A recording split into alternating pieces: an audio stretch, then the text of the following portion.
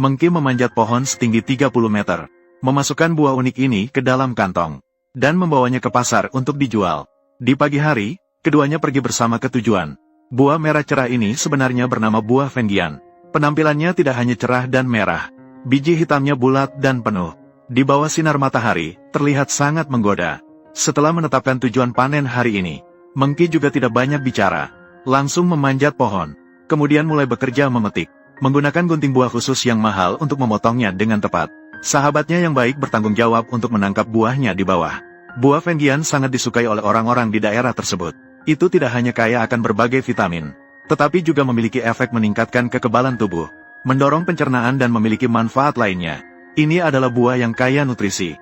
Konsumsi dalam jumlah yang tepat efektif untuk tubuh.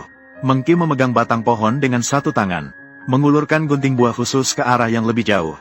Dengan keterampilan yang mahir, ia memangkas buah tersebut. Dalam waktu singkat, ia berhasil mengumpulkan 2 keranjang kecil. Jika ingin melanjutkan memetik, ia perlu memanjat ke pohon yang lebih tinggi. Meskipun agak merepotkan, tapi demi mendapatkan lebih banyak koin, Mengki tetap maju dengan berani. Cabang yang goyang dan hampir runtuh memang sedikit menakutkan, tapi untungnya masih bisa menahan berat tubuhnya. Setelah selesai memetik di sini, ia kemudian berpindah ke pohon lain. Ia berpindah ke pohon lainnya. Ia kembali beralih keluar, memegang cabang yang memiliki buah dengan satu tangan. Ini dilakukan agar lebih mudah untuk memetik, menghabiskan lebih dari 1 jam.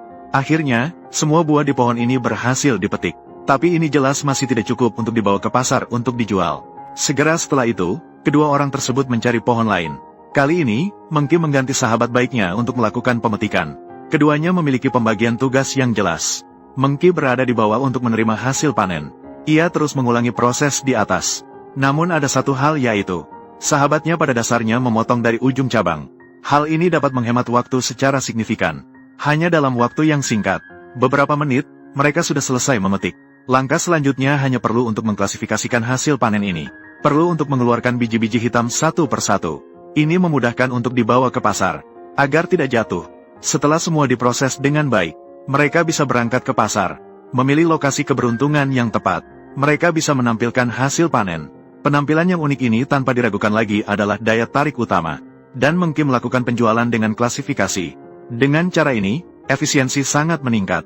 Meskipun tentu saja, stand tidak dikelilingi oleh banyak orang. Namun, beberapa pelanggan yang datang telah membuat Mengki terjual cukup banyak. Dari situasi saat ini, biji-biji hitam masih lebih menarik bagi pelanggan. Setiap orang hampir memiliki 1 kantong. Ditambah dengan bantuan timbangan kecil. Dengan cepat menyelesaikan 1 transaksi demi 1 transaksi. Melihat ini, produk hari ini masih sedikit kurang. Sama sekali tidak cukup untuk dijual. Segera setelah itu, kedua orang itu merapikan lapak. Mereka masing-masing menempuh jalan kembali ke tempat perlindungan. Setibanya di rumah, Mengki tidak langsung beristirahat. Melainkan, ia mengeluarkan beberapa biji jagung untuk digiling. Berencana untuk memelihara beberapa unggas. Dengan memutar batu penggiling, dapat dilakukan dengan mudah. Menggiling jagung menjadi butiran halus. Kemudian memberi makan anak bebek yang baru datang. Sekarang adalah fase pertumbuhan. Harus dipenuhi kebutuhan mereka. Kedepannya, semua bergantung pada itu untuk bertukar dengan koin emas.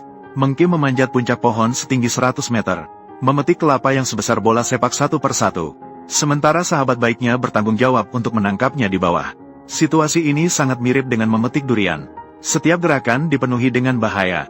Langkah ini harus dilakukan dengan sangat hati-hati. Karena sedikit saja lengah bisa berakibat cedera. Setiap kali Mengki mengulurkan tangan. Setiap kali memetik, memerlukan penilaian yang tepat dan operasi yang stabil. Sementara sahabat di bawah juga tidak berani lengah. Selalu siap menyambut kelapa yang berat itu. Memastikan mereka jatuh dengan aman. Dalam proses yang tegang dan penuh tantangan ini, keduanya bekerja keras dengan kerjasama dan kehati-hatian. Bersama-sama berusaha untuk mendapatkan koin emas. Kelapa ini tidak hanya kaya akan air, dan daging kelapanya juga sangat lembut. Ini tidak hanya bisa langsung diminum airnya, tapi juga bisa mengambil daging kelapanya untuk membuat berbagai makanan lezat. Selain itu, nilai gizi dari buah ini juga sangat tinggi, kaya akan vitamin dan mineral, memiliki banyak manfaat bagi tubuh. Kedua orang itu sangat kompak. Mereka dapat dengan mudah mengangkut setiap kelapa. Setelah lebih dari 1 jam memetik, mereka akhirnya berhasil mengumpulkan semua produk hari ini. Langkah selanjutnya tinggal melakukan pengemasan.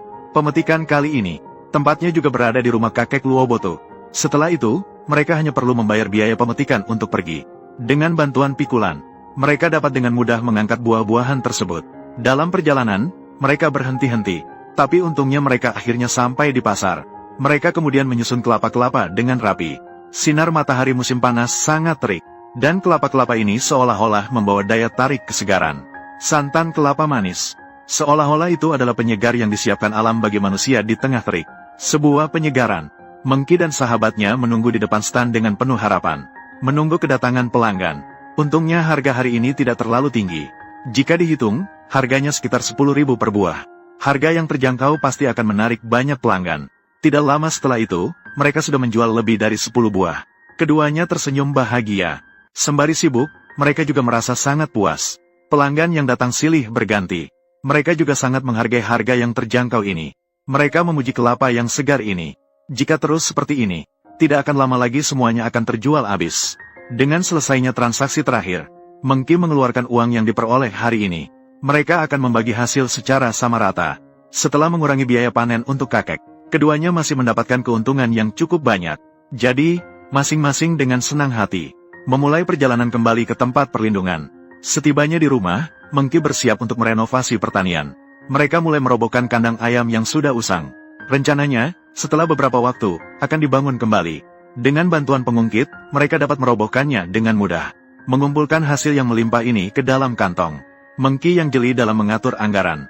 Dia juga akan mengklasifikasikan papan-papan ini, agar bisa digunakan kembali saat membangun di kemudian hari. Bahan-bahan yang tidak terpakai akan dibakar bersama-sama. Mari kita nantikan bahwa pertanian Mengki akan semakin baik. Mengki memanen sekitar 1000 jin pisang di pegunungan, dan menggunakan gerobak untuk mengangkutnya ke pasar untuk dijual. Berkat banyaknya buah, seketika dia berubah dari pedagang kecil menjadi pemasok. Ingin memanen lebih banyak buah. 2 keranjang saja seringkali tidak cukup. Kali ini Mengki meminjam sebuah gerobak dari rumah Luoboto. Berencana untuk memanen pisang seberat ribuan jin.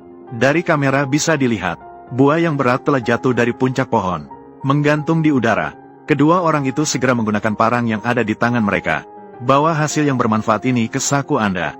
Segera setelah itu, pekerjaan memetik dimulai. Sebagian besar buah tumbuh di ketinggian 3 hingga 4 meter. Untuk memetiknya, harus mengayunkan golok yang ada di tangan. Memotong bagian akar pohon buah. Dalam beberapa ayunan saja, satu pohon bisa tumbang. Mengki yang perhatian juga menangkap buah yang jatuh di bawah. Mencegah pisang jatuh dan mengalami kerusakan. Yang tersisa hanya perlu ditiru persis.